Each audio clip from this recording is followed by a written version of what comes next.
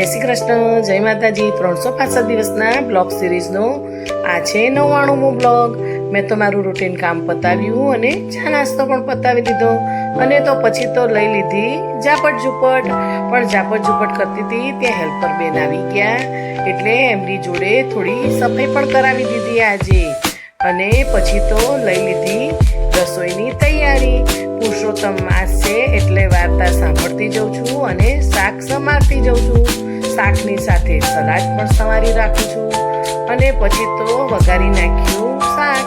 આજે તો મારે જમવામાં બનાવવાનું હતું ચોળીનું શાક અને રોટલી, એટલે ફટાફટ શાક સમારી અને શાક વઘારી પણ નાખ્યું।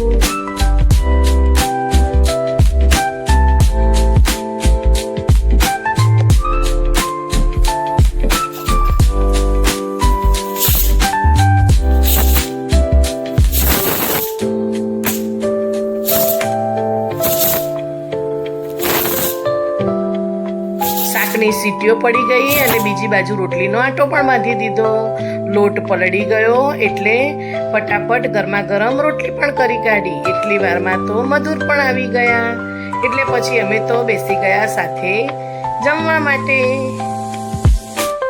ચાલો મિત્રો મારી સાથે જમવા। ચોળીનું શાક, રોટલી, કાકડીનું કચુંબર, છાશ અને તાજું અથાણું। અને પછી સાંજે તો મધુર મને લઈ ગયા મણીલાલ પકોડીવાળા પાસે। તેની સરસ પકોડી ડીસામાં ચાલુ થઈ છે તો અમે તો ગયા આજે ટેસ્ટ કરવા માટે। કેવી સરસ પકોડી હતી અને કેવું સરસ પાણી પણ હતું। ચાલો મિત્રો મારી સાથે જમવા માટે મણીલાલની પકોડી। મારો બ્લોગ ગમ્યો હોય તો લાઈક, શેર અને સબસ્ક્રાઈબ કરજો અને આવા નવા વિડીયો જોવા માટે મારી સાથે જોડાયેલા રહેજો। આવજો મિત્રો।